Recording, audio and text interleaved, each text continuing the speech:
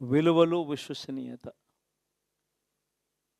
ఈ పదాలకు అర్థం తెలిసి ఉండడం రాజకీయాలలో చాలా అవసరం.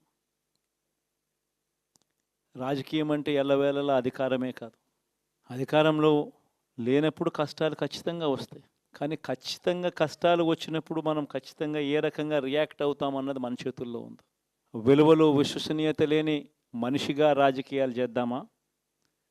లేదా కష్టాలు వచ్చినప్పుడు ఆ కష్టాలను ఎదుర్కొని హుందాగా నిలబడుతూ మళ్ళీ 5 సంవత్సరాలు కళ్ళు మూసుకుంటే 5 సంవత్సరాలు అయిపోతాయి, మళ్ళీ 5 సంవత్సరాల తర్వాత మన పాలన వస్తుంది, మన ప్రభుత్వం వస్తుంది, అప్పుడు మళ్ళీ మనమే ఆందోళన ఎక్కుతామన్నది కూడా గుర్తుపెట్టుకొని అడుగులు వేస్తామా అన్నది మనలో ప్రతి ఒక్కరూ కూడా ఆలోచన చేసుకోవాలి.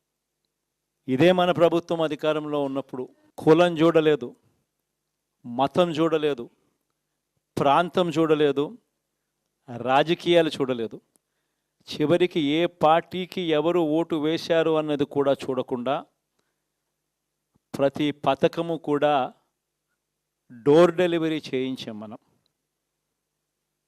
అర్హత మాత్రమే ప్రామాణికంగా తీసుకొని ప్రతి పథకము, ప్రతి మంచి కూడా ప్రతి ఇంటికి డోర్ డెలివరీ చేయించాం. అలా ప్రతి మంచి, ప్రతి పథకము డోర్ డెలివరీ చేసిన ప్రభుత్వం మనదైతే, పాలన మందైతే, ఈరోజు కేవలం వాళ్ళ పార్టీకి ఓటు వేయలేదు అని మాత్రమే, ఓటుకు వేయకపోవడమే పాపం అన్నట్టుగా ఈరోజు రావణ కాష్టం సృష్టిస్తూ ఉన్నారు, విధ్వంసం చేస్తూ ఉన్నారు, ఆస్తులు నష్టం చేస్తున్నారు, కొడతా ఉన్నారు, అవమానిస్తూ ఉన్నారు. ఇవన్నీ శిశుపాలుని పాపాల్లో భాగాలుగా ఇవన్నీ అప్పుడే పాపాలు మొదలయ్యాయి.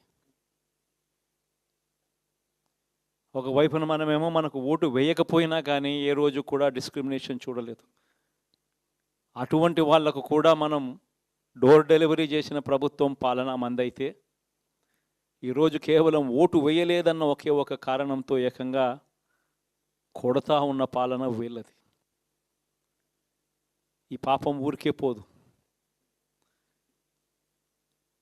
రెండవ పాపం చంద్రబాబుది కూడా అప్పుడే పండింది.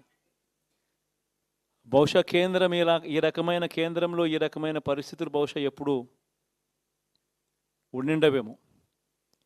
ఈ రకంగా కేంద్రంలో 240 ఎంపీలు మాత్రమే వచ్చిన పరిస్థితులు, రాష్ట్రంలో ఏకంగా వీళ్ళకు కూడా ఈ మాదిరిగా మంచి నెంబర్లు వచ్చిన పరిస్థితులు, ఎన్డీఏలో మళ్ళీ చక్రం తిప్పుతా ఉన్న పరిస్థితులు. ఇలాంటి పరిస్థితుల్లో కూడా ప్రత్యేక హోదాను అడక్కపోవడం చంద్రబాబు చేసిన మరో పాపానికి కూడా మరో నాంది. ఇలాంటి పరిస్థితుల్లో కూడా ప్రత్యేక హోదా మనం అడిగి తెచ్చుకోలేకపోతే రాష్ట్రంలో ఏ ఒక్క యువకుడు కూడా క్షమించడు చంద్రబాబు నాయుడు. మనం కొంచెం ఈ పాపాలు పండేదాకా మనం గట్టిగా దీన్ని నిలబడగలిగితే, ముందుకు తీసుకొని పోగలిగితే ఈ పోరాటాన్ని ఆటోమేటిక్గా శిశుపాలుని 100 పాపాలు ఫాస్ట్గా ఎరోడ్ అయిపోతాయి.